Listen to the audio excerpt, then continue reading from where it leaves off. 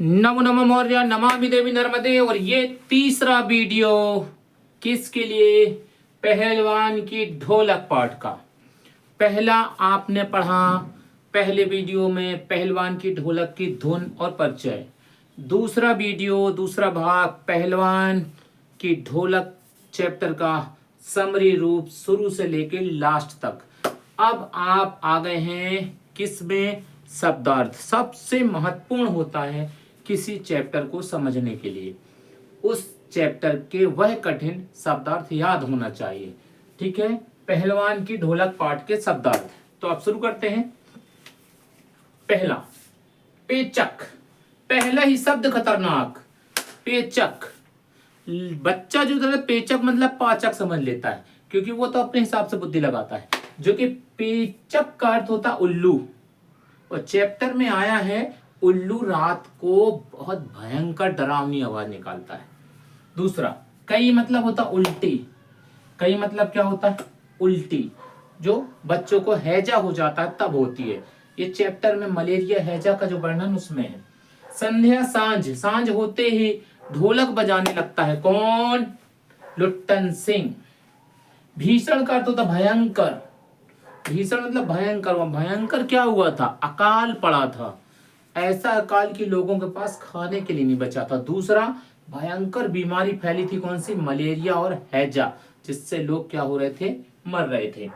क्रंदन, चित्कार। क्रंदन मतलब रोना।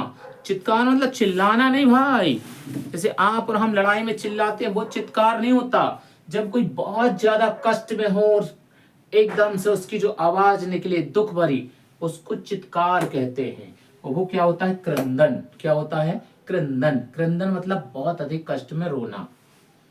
क्या हो गया? पेचक, उल्लू, कई, उल्टी, संध्या, सांझ, भीषण, भयानक, क्रंदन, चित्कार। Whole India. याद है जब लुट्टन सिंह ने कुश्ती में चांद सिंह को हरा दिया था, तब कहा था होल इंडिया जानती है हमको, होल इंडिया।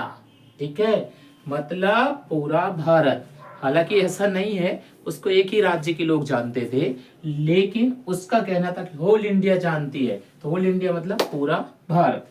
गिरोह क्या होता है? गिरोह तो समूह होता है, बच्चों को लगभग बनता है। गिरोह मतलब एक समूह बना लेना, उसको गिरोह कहते हैं। अमावस्या क्या होती है? एक होती है पूर्णिमा, एक होती अमावस्या। 15 दिनों में ये पक्ष बदलता है, शुक्ल पक्ष और कृष्ण पक्ष।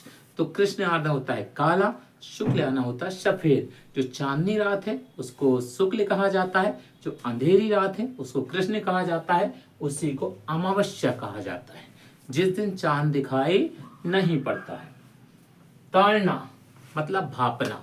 भापना मतलब एक तरह से देखना, ध्यान देना, उसको ताड़ते रहना, देखते रहना कि कहीं भाग न जाए, कहीं गलत न कर दे, वो होता है ताड़ना। ठीक है, जानवरों को भी ताड़ना होता है। जानवर जो चराने ले जाते हैं कहीं भाग न जाए, उसको भी ताड़ना कहते हैं। घूरा। घूरा गांव में बड़ा चलता है, घूरे में पटक देंगे। घूरा लगा है, घूरा बहुत ज्यादा हो गया है।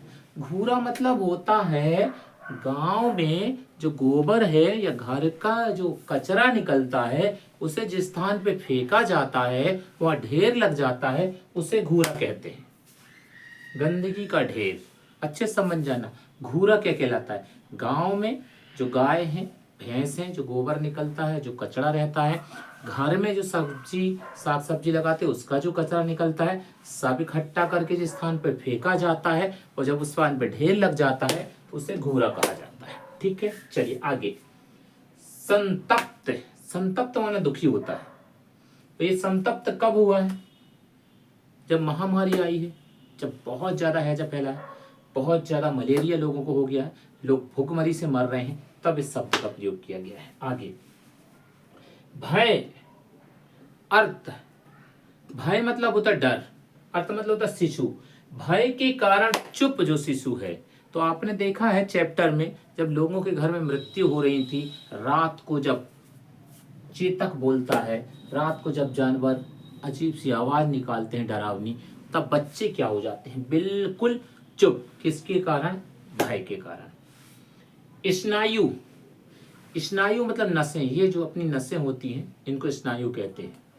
ठीक है, स्नायु यानी क्या होता है? नसें। आपको याद होगा जब कुश्ती चल रही थी किसकी, चांद सिंह की, और ढोलक बज रही थी, नगाड़े बज रहे थे, ढोल बज रहे थे, तो लुट्टन पहलवान की नसों में बिजली दौड़ गई थी, नसों में।